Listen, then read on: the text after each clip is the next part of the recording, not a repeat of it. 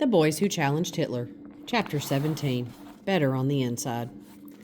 The next afternoon, Nud and Jens Peterson hopped down from the Odense passenger car, took the family luggage off the train, and helped their parents step onto the pavement.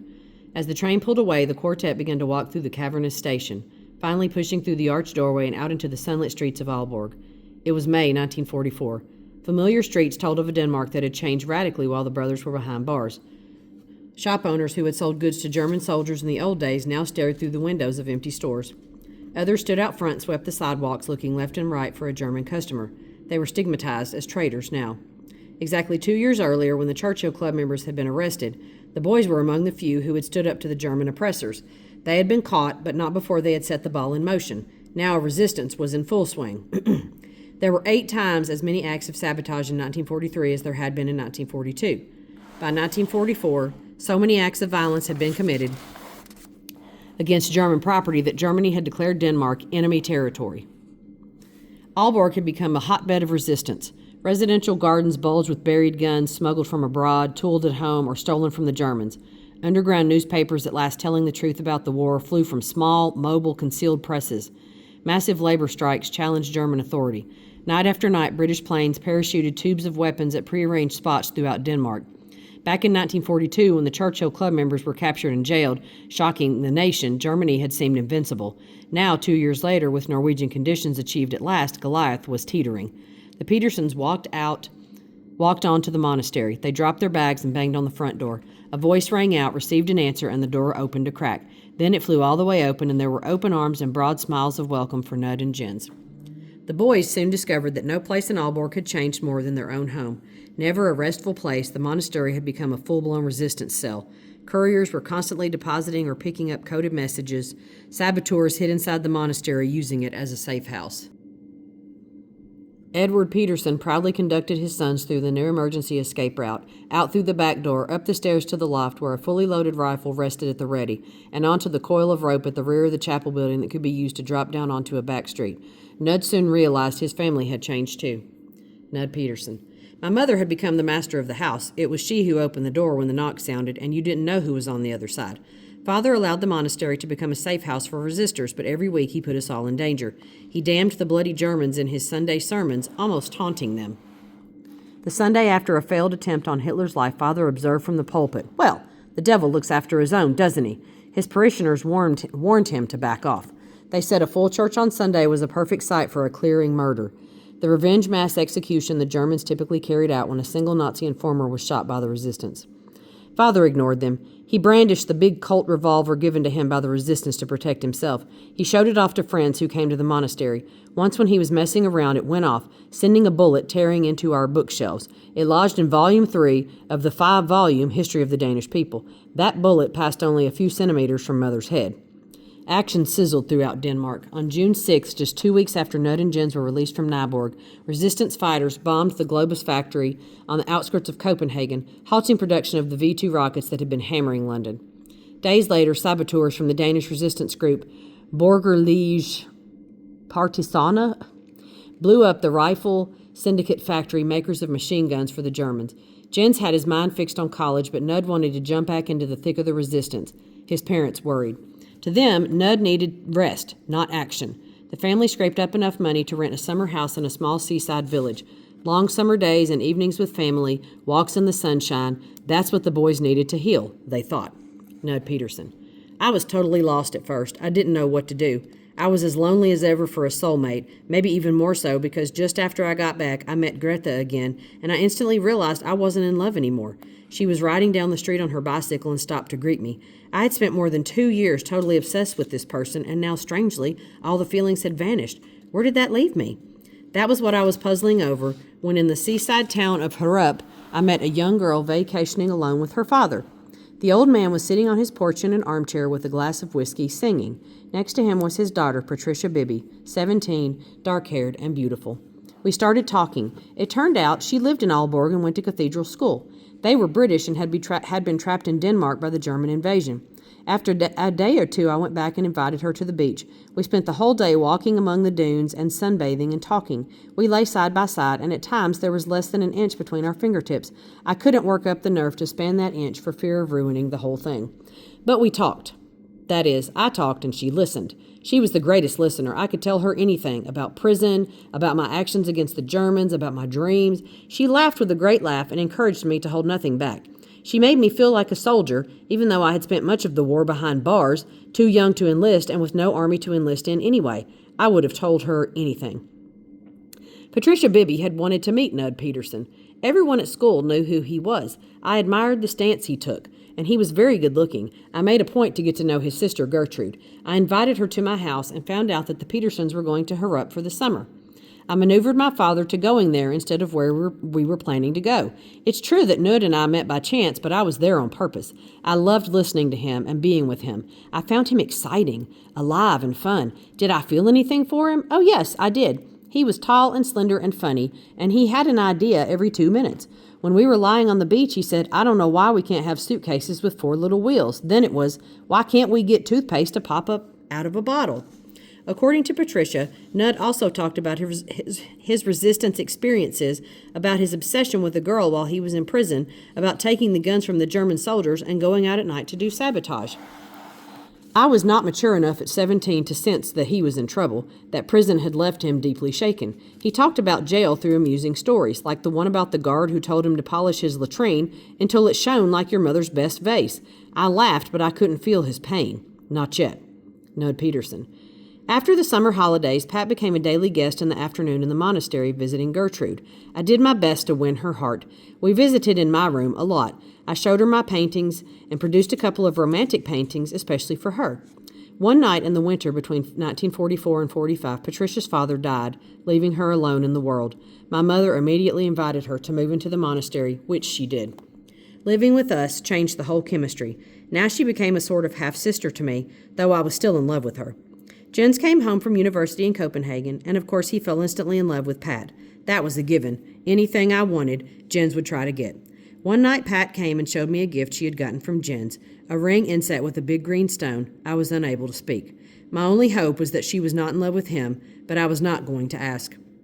That would break our code. The way we were, if she had something to tell me, Pat would do so. One winter night, about 10 o'clock, the family heard a banging at the monastery's front door. Miss Peterson nervously cracked it open upon a snow-covered young man on skis. He was panting hard, sending plumes of vapor into the cold air. He introduced himself as Karl August Algren Moeller, a polytechnical student from Copenhagen University. He had just skied 35 miles from the village of Randers, pursued by the Gestapo. He had been given the monastery's address as a safe house. Please, he asked, could they shelter him? He was heartily welcomed and installed in an extra bed in Nud's room. Nud Peterson. Karl was the resistant saboteur I longed to be. His work began each evening in my father's office when the news service from BBC to Denmark came on the radio. Karl telegraphed radio messages to the British group Special Operations Executive, or SOE, every day from different addresses in Aalborg, though curiously, never from the monastery.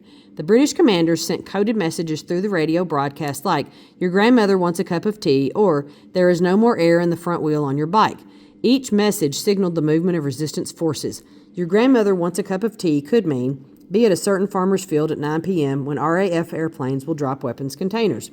These communications and the weapons deliveries they enabled were the very lifeblood of Denmark's resistance to the Nazis.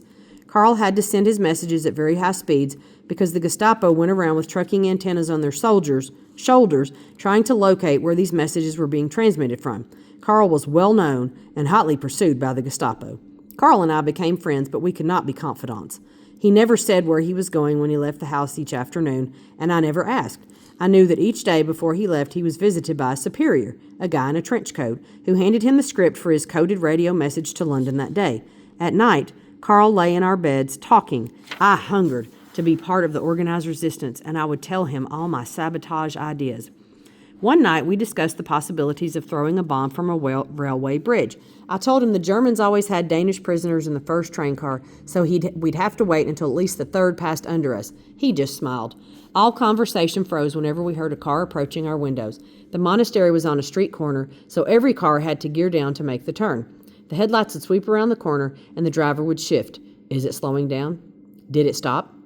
Lying there listening to those cars with Carl, I was terrified for the first time. The old Churchill Club actions did not frighten me, but maybe prison had changed me. Every time I heard a smooth purring private car operating with high-quality gas, I told myself that could only be one of two things, the Gestapo or a doctor. Our ears were attuned to the slightest sound. If the engine stopped totally, we'd have to run for it. So we would lift our heads just a little whenever the headlights passed to try to get a peek. It was so frightening. One night, Carl didn't return to the room. He never came back. A few months later, just after Liberation Day, I learned that he had been chased up a staircase into a loft and surrounded by Gestapo officers. He shot and killed 2 of them and then put the gun to his own head.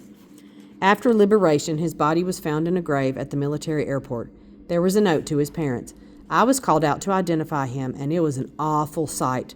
He had been bound with wires around his legs and arms. We brought him to the chapel. A few days later, I was in the car following him to the small village where he'd been born. There were flowers all along the street to his family home, and all the Danish flags were at half-mast.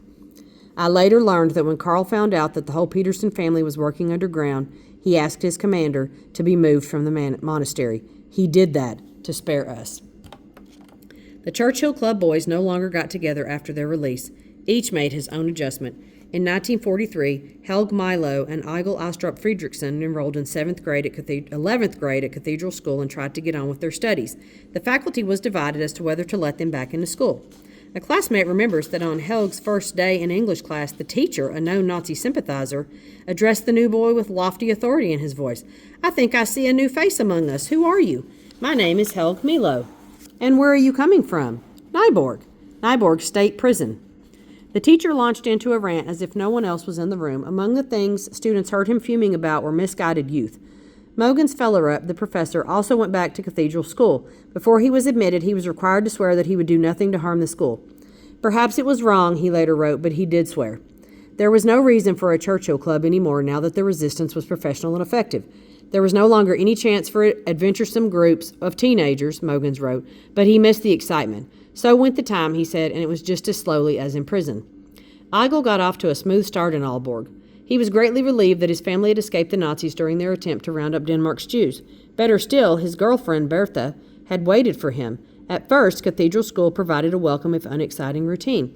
And then one day, a friend asked him if he would be interested in resistance work.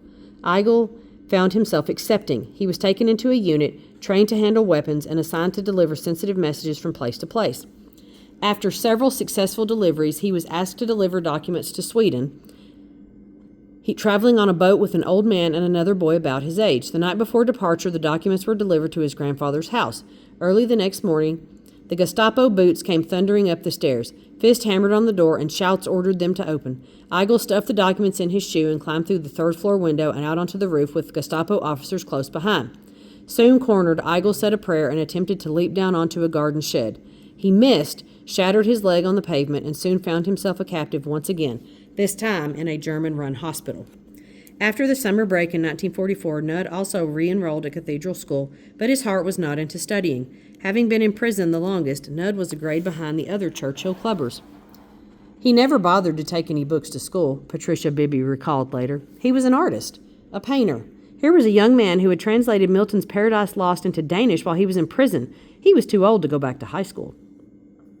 Nud's social network had collapsed. Jens was studying in Copenhagen. Alf and Kaj Hallberg and Nud Hornbo were still in prison, though at least Alf and Kaj had been returned to Danish cells after 6 months in Germany. Hans-Jorgen was a Nazi capture, surely suffering, if he was even still alive.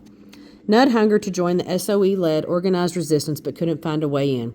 He was well known throughout Aalborg as a Churchill Club leader, but resistance professionals saw him as a security risk. These were different days. The new resistance movement was built on discipline. Could Nud Peterson take orders? Could he hold his temper? Could he function within a command structure? Nud tried one door after another. All were closed. His spirits plunged. His confidence bottomed. A couple of times his mother called me, Patricia Bibby recalls. He had locked himself inside his bedroom door and would not come out. "Would you please see if you can help?" she asked. I stood outside the door talking, trying to get him to open it. He had torn his paintings and writings. He said they were no good, that they were worthless, that he felt worthless. It was a terrible depression he had, and we would talk. One afternoon, Nud went outside for a walk and drifted into a crowd that had formed outside the Gestapo headquarters downtown. As he watched from the fringes, his eyes were drawn to the sewer manhole cover in the street outside the building. An idea came to him. Nud Peterson. I remembered that in the movie Oliver Twist, London's sewers were broad tunnels through which people traveled. I thought surely the tunnels of Aalborg passed under the Gestapo headquarters. I was still thinking about this a bit later when I passed a toy store and stopped to look at the scene in the window, an electric railroad. I got an idea. I bet a toy train with a tender and 3 or 4 wagons loaded with PE2 dynamite on rails leading beneath the Gestapo building might work. That's how desperate I was to be a part of the organized resistance. Of course, the rational side of me knew this was a harebrained idea, a hopeless enterprise. But ever since I had come home from the jail, I had tried without success to introduce myself to the organized resistance movement built up by the SOE. The answer was always the same. I was supposed to be a security risk. From the toy store, I walked to Aalborg City Office building. I found the municipality's technical division and asked the clerk if they had a blueprint of the sewer system in Oosterraa Street. For what use? He asked. Well, I would just like to study the size of the tubes. Oh, you think it's like Paris where you can walk around, right? By this time, all the young engineers in the office were gathering around and laughing, but through an open door I could glimpse the senior engineer in his separate office behind the clerk's counter. He wasn't laughing at all. Turned out he was the chief of the SOE's King's Company, K Company, in Aalborg. He knew all about me. After I left, he turned to one of his colleagues, who was also a member of this K Company, and said, "It would be better to have Mr. Peterson on the inside than the outside." The next day, a man came to offer me a command in the resistance. I became the leader of K Company, Division B, Group Number 4. Our job was to move ammunition, weapons, and explosives from hiding place to hiding place to avoid German detection. At last, I received weapons training, which included taking apart and reassembling machine guns. I learned to use American-made grenades, too, which looked like pineapples. I could now operate the things we had stolen with the Churchill gang. Our first assignment was to move a weapons cache from a church at the other end of Aalborg into the monastery's chapel. It was dangerous work, for the Germans had taken over a school just across the street from the church that housed the weapons. At all hours, young soldiers sat in the windows, smoking, laughing, and peering down on everything that went on, including our repeated bicycle journeys from the church, during which we carried bulky objects wrapped in black paper. One afternoon, just a few days after my unit was formed, I got word that a member of our group had probably been captured by the Gestapo. They would try to torture information out of him. We had to move the weapons at once. We started wrenching up the floorboards and pulling the weapons out. We were wrapping them in black paper for transport when there was a great hammering at the door. Guns and grenades lay scattered all over the church. The banging continued. One of our people unwrapped a machine gun and took a position with his back against the altar. Another grabbed a weapon and crawled behind the pulpit. Heart hammering, I opened the door. There stood a member of the church choir. It was time for practice, he said. He took a leap into the church and knew in a flash what was going on. He offered to help us, and we told him he could help most by spreading the word that practice had been canceled. By late afternoon, we had moved it all, including rifles for 35 men, to the monastery chapel. On the evening of May 4th, 1945, I was out on the street when I heard a radio blaring through an open window. The announcer said that the Germans had surrendered and that our liberation would take place the following morning. I saw people turning their lights on and off and cheering through their windows and dancing and thronging out of their buildings into the street. Soon our platoon received orders to gather at the monastery. All 35 unit members showed up. We were ordered to sit tight at the monastery for now. Early the next morning, we would take possession of the Aalborg airport, the Germans' great prize. That night, we carried all the weapons from the chapel down into the drawing room.